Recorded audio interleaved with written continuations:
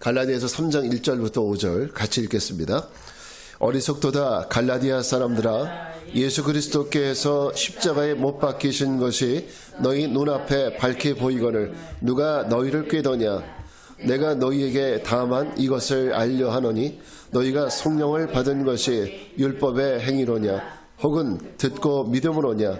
너희같이 이같이 어리석으냐. 성령으로 시작하였다가 이제는 육체로 마치겠느냐. 너희가 이같이 많은 괴로움을 헛되이 받았느냐. 과연 헛되냐. 너희에게 성령을 주시고 너희 가운데서 능력을 행하시는 이의 일이 율법의 행위에서냐 혹은 듣고 믿음에서냐. 아멘. 자, 오늘은 믿음의 역주행이라는 제목을 가지고 말씀을 전합니다. 율법의 역주행. 작년 12월에 있었던 사건인데요. 경남 거제시에서 그 양정터널에서 음주로 고속도로를 잘못 진입한 차량이 있었습니다. 그러니까 방향을 잘못 들어온 거예요. 그러니까 역주행을 하면서 마주오던 차하고 부딪혔는데 두 대의 차량과 정면 충돌을 했는데 그 사고로 인해서 일을 마치고 집으로 돌아가는 두 모녀가 두 대의 차에 각각 나눠 타고 돌아가고 있었는데요. 두 대의 정면으로 충돌을 했어요. 그 결과 어떻게 됐느냐면 20대 딸은 그 자리에서 바로 즉사했고, 그리고 40대 어머니는 크게 다쳐서 엄청난 큰 사고로 지금도 한 가정을 완전히 풍비박산 나게 하는 그런 사고가 되었습니다. 근데 그 사고의 원인이 뭐였냐면 음주운전이었어요. 운전수가 술을 마시고 그리고 방향을 잘못 들어간 거예요. 그래서 역주행을 하게 된 거죠. 저는 운전을 하는 사람이지만 가끔 이런 사고 나는 소식을 들어보면 운전하기 싫다라는 생각이 가끔씩 들 때가 있어요. 여러분도 아마 그럴 때가 계실 거예요. 사실 자동차라는 것은 우리 생활에 있어서는 지금 없어서는 안 될, 그죠? 아주 중요한 편리한 도구지 않습니까? 그런데 만약 이렇게 좋은 자동차가 좋은 도구지만 자동차가 원칙대로 달리지 않고 만약에 역주행을 하게 될 때, 원래 가는 길로 가지 않고 잘못된 길로 반대의 길로 가게 될 때 그때는 어떻게 될까요? 결국 자신과 다른 사람들에게 어마어마한 피해를 끼치게 될 것입니다. 자기의 목숨도 위험할 수도 있겠죠. 자, 이 역주행의 문제는 우리 신앙생활도 마찬가지예요. 성도의 신앙의 삶이라는 것은 정주행이 있고 역주행이 있습니다. 그러니까 예수님을 알기 전에 우리의 삶은 어땠습니까? 우리 예수님을 알기 전에는 우리의 삶이라는 것은 앞으로 가기도 하고 뒤로 가기도 하고 내 마음대로 왔다 갔다 했어요. 그러니까 죄가 이끄는 대로, 내 마음이 이끄는 대로 살았던 거예요. 우리 인생이 그랬습니다. 그러나 우리가 예수를 믿고 난 후에 그리스도인들은 십자가라는 출발선에 서서 저 구원을 향하여서 정주행해 나가는, 정주행을 시작한 사람들이 바로 우리 그리스도인들입니다. 십자가가 바로 출발선이고 구원이 마지막 종착점이에요.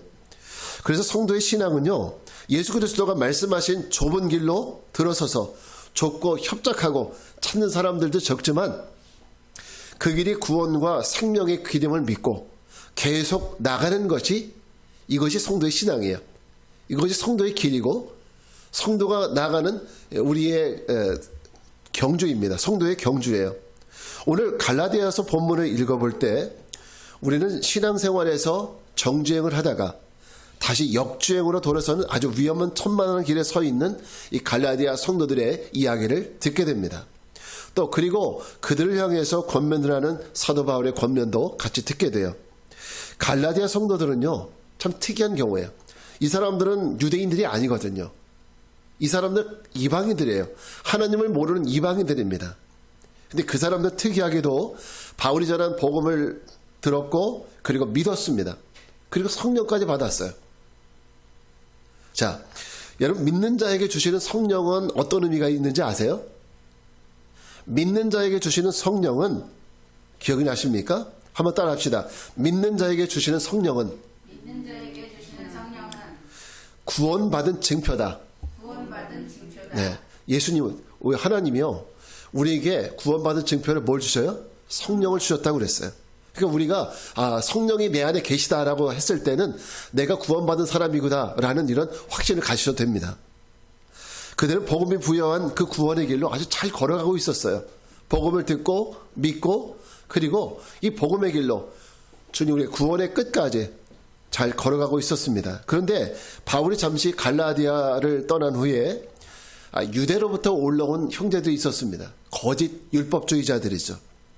그 사람들은 어떻게 얘기했냐면 갈라디아 교인들에게 와서 율법을 지켜야 구원을 받는다고 주장을 했습니다. 그러면서 이 갈라디아 성도들이 믿음의 정죄행을 하고 있는데 제동을 딱 걸어버린 거예요. 그 길에 제동을 걸어버렸습니다.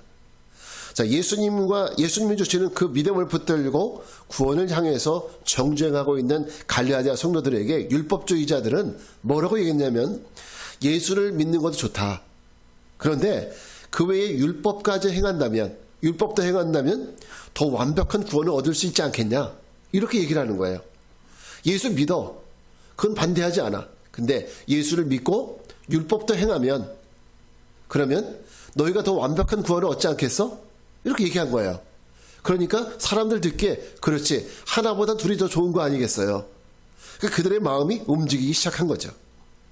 이게 그 말을 들은 갈라디아 성도들이 지금까지 오직 믿음만 붙들고 구원의 길을 정죄하게 해서 걸어왔는데 한 손에는 믿음, 한 손에는 율법, 이렇게 한 손에는 믿음을 가지고 또 한 손에는 율법을 지키면서 그들의 믿음의 삶이 다시 율법으로 과거로 퇴보하고 있는 거예요.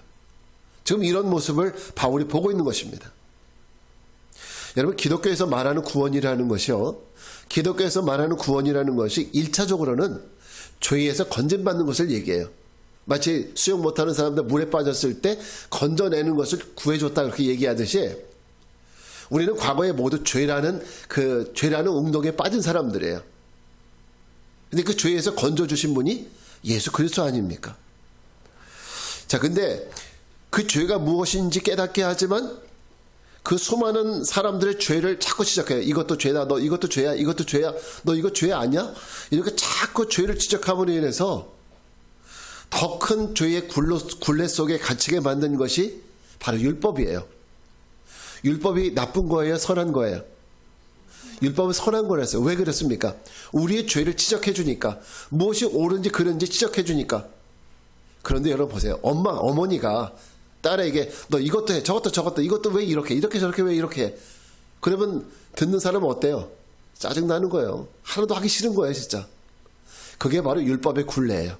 율법은 하나부터 100까지 계속 우리 죄만 지적을 해요. 그러면서 우리는 어떤 생각을 가져요? 도저히 이 죄에서 헤어날 수 없다라는 절망감을 느끼게 되는 거죠. 그래서 만약 율법대로라면요, 이 세상 한 사람도 율법을 100% 완벽하게 지킬 수 있는 의인이 있을까요? 없을까요? 있어요? 하나도 없대요. 그래서 성경은 의인은 없나니 하나도 없다고 얘기하는 거예요. 율법은 선한 것이지만 율법을 100% 지킬 수 있는 의인은 이 땅에 아무도 없어요. 그래서 의인은 하나도 없다는 거예요. 그러니까 의인인 예수님이 오시는 거예요. 자, 그래서 결국 율법으로는 구원을 받을 수 없다는 결론이 나오게 되는 겁니다.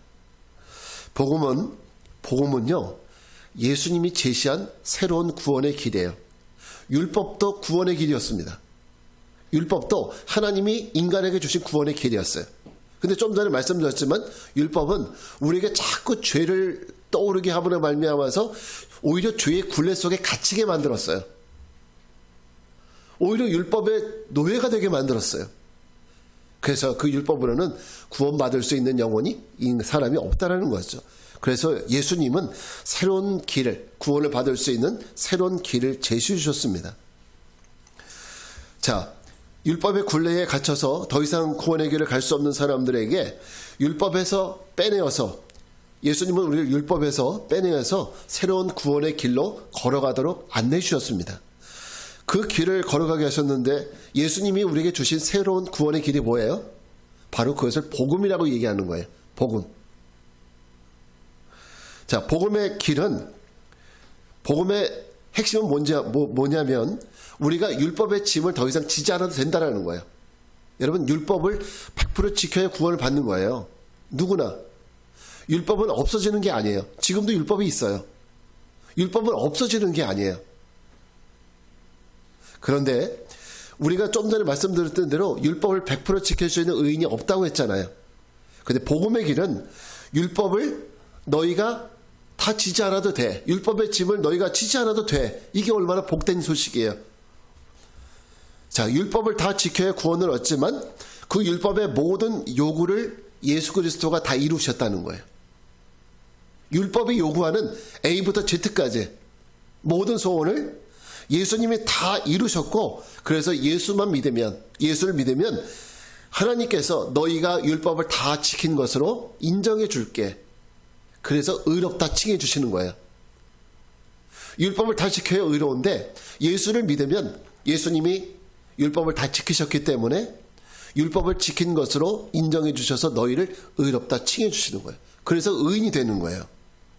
그런데 갈라디아 성도들은 바울이 전한 복음을 듣고 믿어서 구원을 얻고 이 올바른 정주행을 하다가 율법 교사들의 말을 듣고 과거의 율법으로 되돌아가는 퇴보의 신앙, 역주행의 신앙을 보이고 있었던 겁니다. 여러분, 세상에서 가장 어리석은 사람이 어떤 사람이냐면 왔던 길로 돌아가는 사람이에요. 내가 거기서 왔는데 다시 그 길로 돌아가는 사람이에요. 바울의 책망을 한번 들어보시기 바랍니다. 오늘 1절 말씀이에요. 같이 한번 읽습니다. 시작. 어리석도다 갈라디아 사람들아, 예수 그리스도께서 십자가에 못 박히신 것이 너희 눈앞에 밝게 보이거늘 누가 너희를 꾀더냐. 자, 바울은 갈라디아 교인들에게 뭐라고 해요? 어리석대요. 이거 조금 더 심하게 얘기하면 어리석은 놈들, 어리석은 사람들아, 이런 뜻이에요. 왜? 예수 그리스도께서 십자가에 못 박히신 것이 너희 눈앞에 밝게 보이거늘. 근데 이 말을 잘 이해하셔야 됩니다. 갈라디아 사람들이 예수님의 못 박히신 걸 봤어요? 못 봤죠. 이방인이 언제 봐요, 그거를. 근데 바울은 지금 뭐라고 표현하느냐면 예수 그리스도께서 십자가에 못 박히신 것이 너희 눈앞에 보인대요.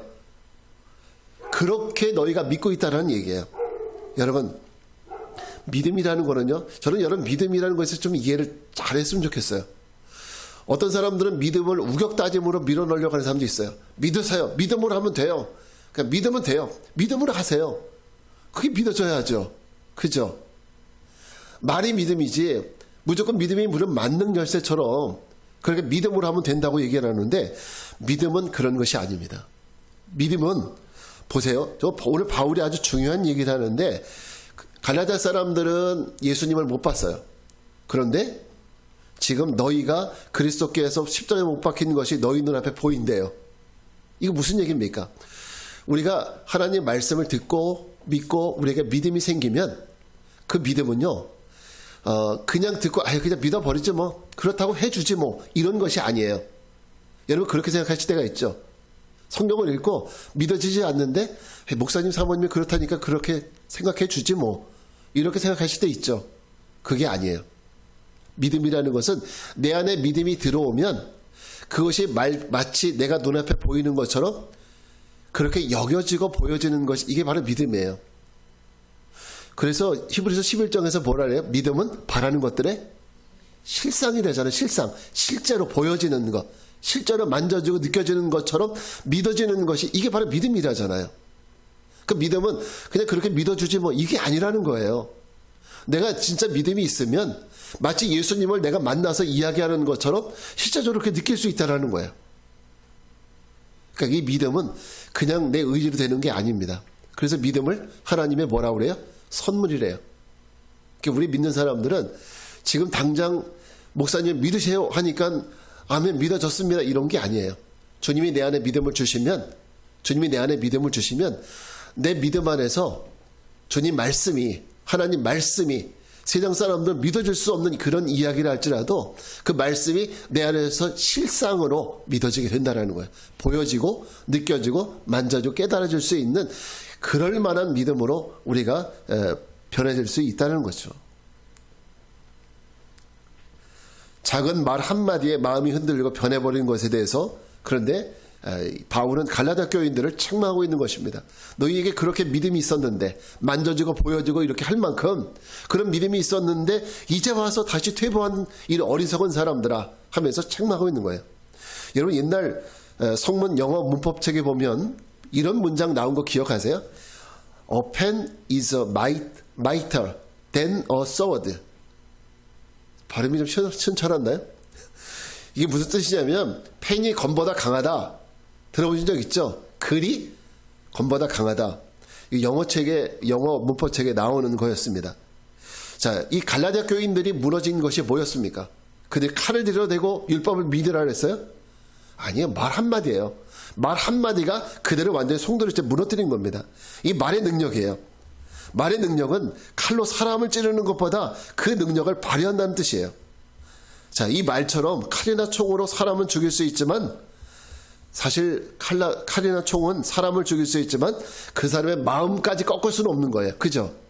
그래서 순교하는 사람들 보세요.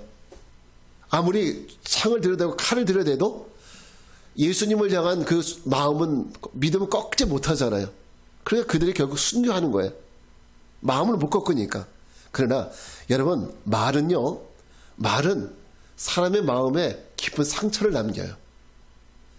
말이라는 것은 검도 아니고 창도 아닌데, 그 말 한마디에 사람 마음에 상처를 남기기도 하고, 또 그 말 한마디가 사람 마음을 치유하기도 해요. 그래서 말의 능력이에요. 우리는 충분히 이 말에 공감할 수 있죠. 유대 율법주의자들이 갈라디아 교인들에게 남긴 이 말 한마디, 그 한마디가 결국 마음속 깊이 간직했었던 그들의 믿음을 송두리째 흔들기 시작했습니다. 그래서 사실 성도들은 말을 잘해야 돼요. 저도 말에 실수를 할 때가 참 많습니다.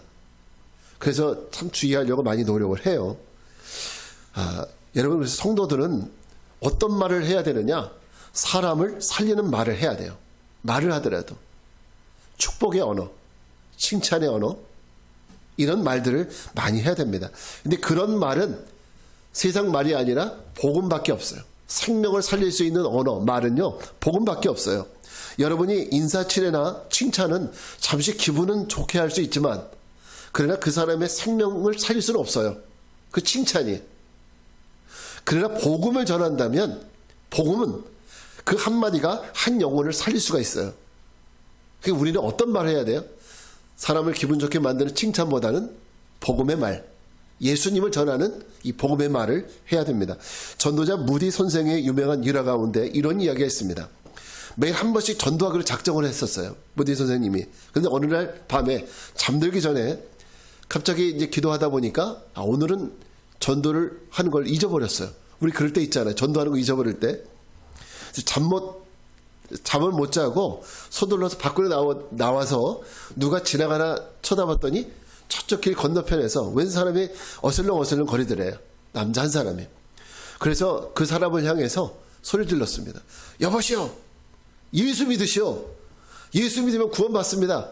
그리고 나서 잽싸게 들어가서 잠을 잤답니다. 근데 문제는 그 말을 듣고 집으로 간 그 사람이, 자, 어떤 미치광이 같은 사람이 길가에서 외쳐댄 그 말이 머릿속을 떠나지 않는 거예요. 잠을 자도 그 말이 생각이 나고, 밥을 먹을 때도 생각이 나고, 그래서 잠을 못 자겠는 거예요.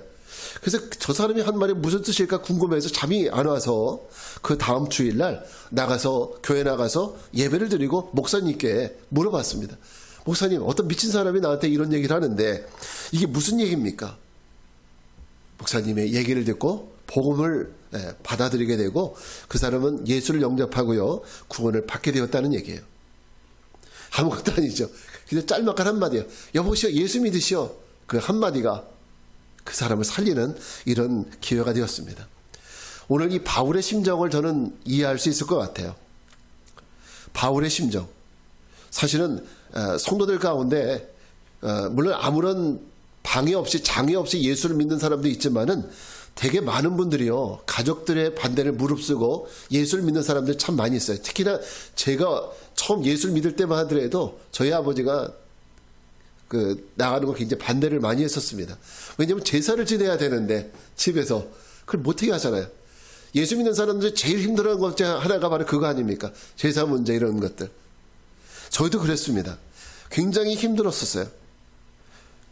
가족들의 반대를 무릅쓰고 신앙생활을 시작했던 분들이 많습니다. 또 어떤 분들은 정말 힘겨운 시간들을 잘 이겨내고 어렵게 예수님 만나서 주님께 나오고 신앙생활 하시는 분들도 많이 있습니다.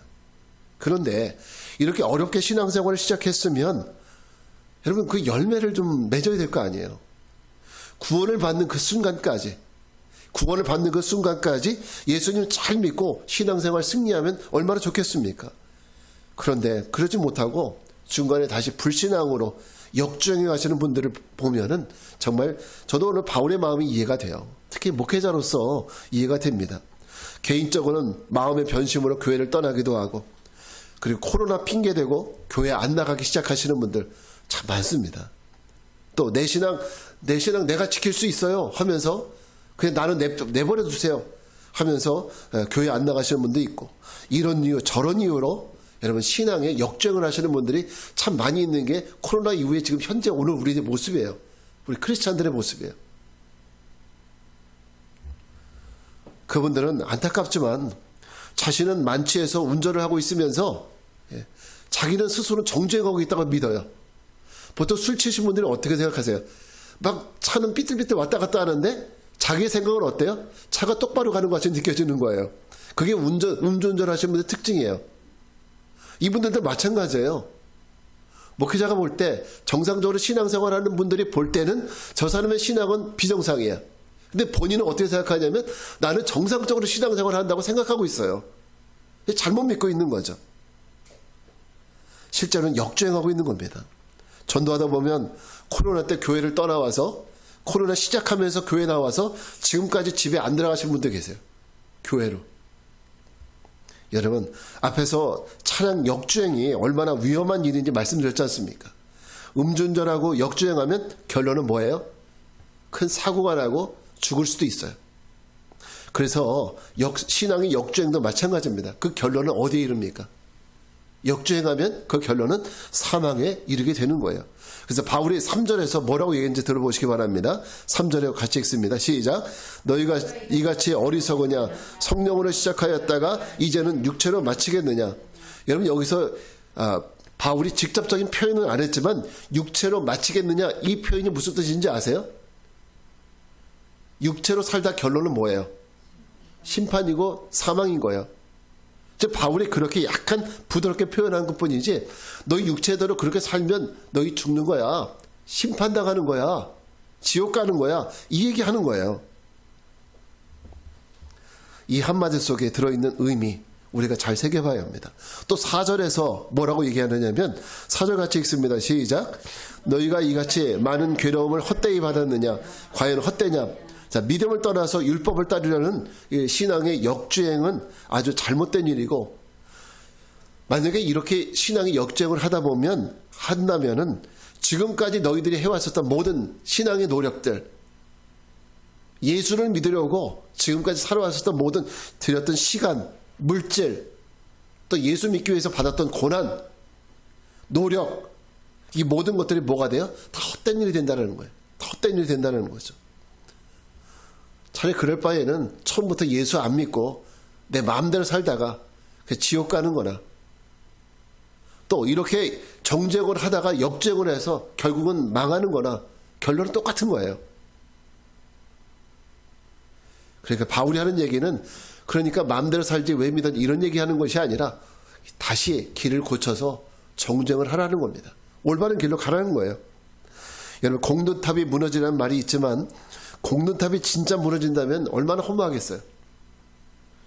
그동안 그 탑을 쌓기 위해서 들인 시간과 물질과 노력, 마음의 소망과 기대, 이 모든 것들이 이거 어떻게 보상을 받을 겁니까? 이거 어디 가서 보상을 받을 거예요? 지난주에 여러분 다음 카카오톡 불통이 돼가지고 얼마나 우리 불편하셨죠? 저는 보통 이제 교회에서 일을 작업을 해서 저 컴퓨터로 이제 보낼 때 카톡을 많이 이용하거든요. 근데 그게 안 되니까 어떻게 해야 될지 모르겠더라고요. 근데 저는 아무것도 아니에요. 예를 들어서 소상공인들, 장사하시는 분들은 매출에 문제가 생기는 거예요. 택시 하시는 분들은 어때요? 손님을 잡을 수가 없는 거예요. 그러니까 얼마나 그분들이 타격이 심했습니까? 어쨌든 이번 그 사건으로 인해서 카톡이라는 이 회사가, 카카오라는 회사가 공든탑이 한꺼번에 무너지는 이런 큰 손해를 보게 되었습니다. 제가 지난번에 잠깐 뉴스를 보니까 뭐 정확한 수치인지는 모르겠지만 하루에 수십조어치 돈이 빠져나갔대요. 네, 그만큼 이제 주식이 폭락이 된 거죠. 그리고 소비자들은 전부 다 이제 카톡을 빠져나와서 다른 이제 그 메신저로 옮겨 타기 시작을 한 거예요. 그동안 독불장군처럼 그렇게 이제 사업 확장을 했는데 결국 이 한 번의 사고로 그들의 그 공돈탑이 무너지게 된 거죠. 자, 우리가 지난 해에 여러분 철로역정 함께 나눈 거 기억하십니까? 철로역정. 많이 잊어버리셨죠? 그 내용을 잠깐 되짚어 보면은 크리스천 기독교가 장망성을 빠져나와서 좁은 문으로 들어가서 이 천성을 향한 정주행을 시작했습니다. 신앙의 정주행을 시작했어요. 그런데 그 길이 쉬웠나요? 저 천성까지 가는 길이.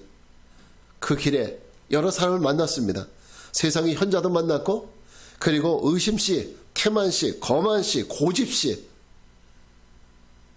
이 크리스천의 발길을 붙잡고 못 가게 만드는, 정주행하지 못하게 만드는 이 엄청난 장애물들을 만났습니다. 그들이 얼마나 크리스천의 가는 길을 막았습니까? 여러분, 이것이 우리의 신앙생활입니다. 우리 신앙생활은 절대 정주행이 편하지 않아요. 이런 수많은 장애물들이 우리 앞에 놓여 있어요. 절대로 만만하지 않습니다. 그러나 크리스천이 그 길에 성공적으로 갈 수 있었던 이유는 뭐였습니까? 그 길에 누가 동행을 해요? 예수님이 동행하셨습니다. 처음부터 끝까지. 그리고 신실한 믿음의 친구 누가 있었어요? 소망씨가 끝까지 함께 해줬습니다. 또 크리스찬의 품 안에는 뭐가 있었습니까? 말씀의 두루마리가 있었어요. 그리고 미궁에서 받은 뷰티풀 하우스, 미궁에서 받은 하나님의 전신갑주를 입고 있었어요. 이것이 그로 하여금 끝까지 천성까지 완주할 수 있도록 만드는 큰 힘이 되었습니다. 그러나 마침내 여러분, 사망의 음침한 골짜기도 무사히 통과할 수 있었고, 그리고 아볼론과의 전투도 이길 수 있었고, 그리고 거인의 죽음의 위협도 이기고 마침내 사망의 강을 건너서 천성에까지 들어가게 된 것입니다. 여러분, 우리의 신앙을 담은 마음은요, 질그릇과도 같아요. 옛날에 질그릇 써보셨죠? 질그릇. 근데 이 질그릇이 얼마나 깨지기 쉬운지 알잖아요. 조금만 이렇게 부딪혀도 금방 깨져버리는 것이 이게 질그릇이에요. 근데 성경은 우리의 마음이 질그릇과 같아요. 우리 마음이. 왜 그렇습니까? 우리의 신앙이라는 것이 어디에 담겨 있냐면 마음에 담겨 있거든요. 이 마음이라는 질그릇에 담겨져 있는데, 이 신앙을 담은 마음이 깨져버리면 어떻게 됩니까? 우리 믿음이 끝장나는 거죠. 그래서 잠언은 우리에게 이런 조언을 하고 있습니다. 잠언서에서 잠언서 4장 23절 말씀 같이 읽어볼까요? 모든 지킬 만한 것 중에 더욱 네 마음을 지키라. 생명의 근원이 이에서 남이니라. 마음을 잘 지키래요. 거기에서 생명의 근원이 난다고. 이 마음속에 우리의 뭘 담아요? 신앙을 담으니까. 여러분, 우리의 마음은 서운함을 느낄 때도 잘 깨지고, 분노를 느낄 때도 잘 깨지고, 몸이 약해도, 몸이 아파도 잘 깨지고, 내 생각이 힘들어도 잘 깨지고, 내 인생이 고단해도 잘 깨지고, 사람과의 관계 때문에도 잘 깨집니다. 여러분, 마음이 깨지면 결국 여러분의 신앙의 정주행은 멈추고 역주행하게 되는 거예요. 오늘 말씀의 결론을 내려보겠습니다. 자, 5절 말씀으로 결론을 내려볼게요. 같이 읽습니다. 시작. 너희에게 성령을 주시고 너희 가운데 능력을 행하시는 이의 일이 율법의 행위에서냐 혹은 듣고 믿음에서냐. 여러분, 성령은 구원의 증거로서 받은 건데, 성령을 주시고 너희 가운데 능력을 행하시는 그분의 일이 율법의 행위냐 아니면 듣고 믿음으로냐? 바울은 질문합니다. 여러분, 대답해 보세요. 여러분이 구원을 받고 성령 받은 거, 여러분이 율법을 잘 지켜서 받은 겁니까? 어때요? 아니면 나는 아무 공로 없지만 그냥 예수를 믿었기 때문입니까? 뭐예요? 우리가 구원을 받은 것이 당연히 예수 그리스도를 믿었기 때문에 주시는 선물이죠. 예수 그리스도를 믿었기 때문에 주시는 은혜죠. 이거 꼭 잊지 않았으면 좋겠어요. 때로는 이런 믿음을 가지고 살다가도 어느 한순간에 율법을 손에 만지작거리면서 율법을 따라가려고 하는 이런 시도를 할 때가 우리에게 있다니까요. 절대 여러분, 우리는 이 믿음이라는 것, 성령, 구원을 돈을 주고 살 수도 없습니다. 성령도 마찬가지죠. 사도행전 8장에 보면 사마리아 성에 사는 시몬이라는 사람이 나와요. 근데 이 사람이 베드로가 기도할 때 사람들에게 성령이 임하는 것을 보면서 베드로에게 무슨 얘기를 합니까? 내가 돈을 줄 테니까 나도 내가 안수하면 안수하는 사람들에게 성령이 임할 수 있도록 해달라고. 그 성령을 돈으로 살려고 하는 거죠. 그 베드로가 뭐라고 얘기해요? 내 은과 함께 망할지어다. 그러니까 돈을 의지하고 살면 망한다는 거예요. 여러분, 성령은 돈으로 사는 것이 아니라 하나님의 선물입니다. 구원은 돈으로 사는 것이 아니라 하나님의 선물입니다. 그 증거로 받은 것이 바로 성령이에요. 바울이 묻습니다. 어떻게 성령을 어떻게 받았는지. 너희가 성령을 어떻게 받았지? 율법을 지켜서 받은 거야? 돈 주고 산 거야? 아니라는 거죠. 믿음으로 받은 거라는 거죠. 바울은 고린도전서 3장에서 예수 그리스도라는 터 위에 금이나 은이나 보석이나 나무나 풀이나 짚으로 이 터 위에 세우면, 그러면 각각 공력이 나타날 때 불로 나타나게 되는데, 그때에 그 불이 그 사람의 공력이 어떠한 것인지 시험한다고 그랬습니다. 그래서 그 불에 의해서 공력이 타버리면, 공력에 의해서 내가 쌓아오르는 것이 타버리면 모든 것이 헛된 것이 되는 거죠. 그래, 그대로 있으면 상을 받게 된다 그랬어요. 타버리면 해를 받고, 그대로 있으면 상을 받을 거라고 했습니다. 여러분, 신앙의 삶의 여정에는 수많은 공력들이 우리에게 우리의 믿음을 시험해요. 작은 고난과 어려움, 실패와 실망과 아픔, 이런 다양한 공력이 우리에게 찾아왔을 때, 그때 성도는 내 믿음이 가짜가 아니라 진짜라는 것을 증명해야 돼요. 그럴 때마다 우리 믿음이 진짜라는 것을 증명해야 됩니다. 여러분, 율법의 행위나 노력으로 구원을 받으려 하는 이런 무늬만 믿음인 그런 가짜 믿음이라면 우리는 작은 공력이 나타난다 할지라도 다 쟤처럼 타고 없어질 것입니다. 갈라디아 교인들처럼 결국은 신앙의 역주행을 하게 될 거예요. 그러나 여러분, 목사가 아닌, 사람이 아닌, 그 누구가 아닌 오직 예수 그리스도를 믿는 그 믿음 위에 여러분 믿음을 세워간다면, 믿음을 쌓아간다면 그 어떤 공력도 여러분 우리 믿음을 해할 수 없어요. 여러분, 저를 믿지 마세요. 목사를 믿지 마세요. 예수님을 믿으세요. 그래야 여러분의 공력이 안전하게 있을 수 있어요. 여러분, 오직 믿음밖에 없습니다. 예수 그리스도, 그 믿음 붙드시고 승리하는 귀한 성도들 되시기 바랍니다.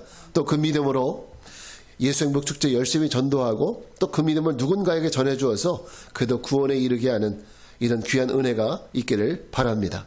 자, 자리에서 나서서 같이 찬양하고 기도합니다. 나의 믿음 주께 있네.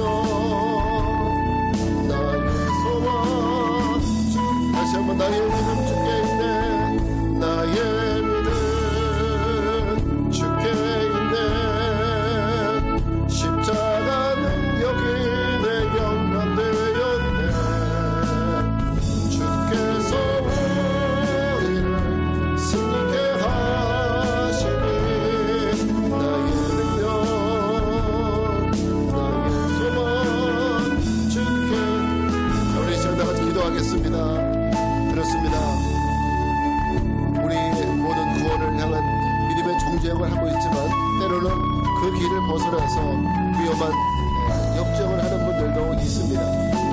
우리의 전도는 불신자뿐만 아니라 믿음의 길에서 벗어나 잘못된 길로 가는 사람들에게 바울처럼 올바른 복음을 전하는 것입니다. 그래서 올바른 길을 가게 하는 것입니다. 우리 함께 기도합시다. 주님, 우리로 하여금 믿음의 정주행을 해나가게 하시고 또한 잘못된 길로 역주행하면서 퇴보하는 믿음의 삶을 살아가는 이들 건면해서 올바른 길로 인도하는 예수의 행복 축제가 되게 해달라고 우리 주님의 이름 한번 부르고 기도하겠습니다. 주여, 은혜와 자비 아버지 하나님 감사합니다.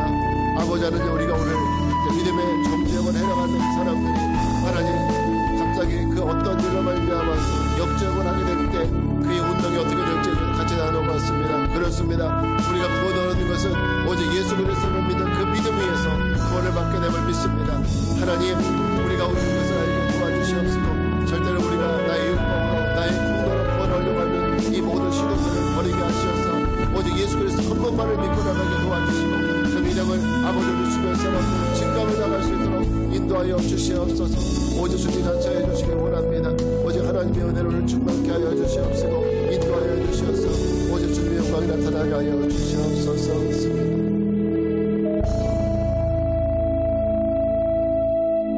거룩하신 주님, 우리의 신앙은 믿음에 있고 이 믿음이 주께 있음을 고백합니다.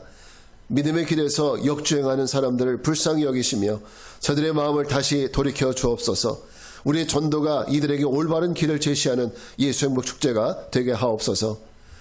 지금은 성부, 성자, 성령 삼위일체 하나님의 은혜와 평강이 믿음의 길로 정주행하며 구원에 이르기를 소원하며 세상을 향해 나가는 성도들 위해 이제로부터 영원까지 함께 하옵시기를 간절히 축원하옵나이다. 아멘.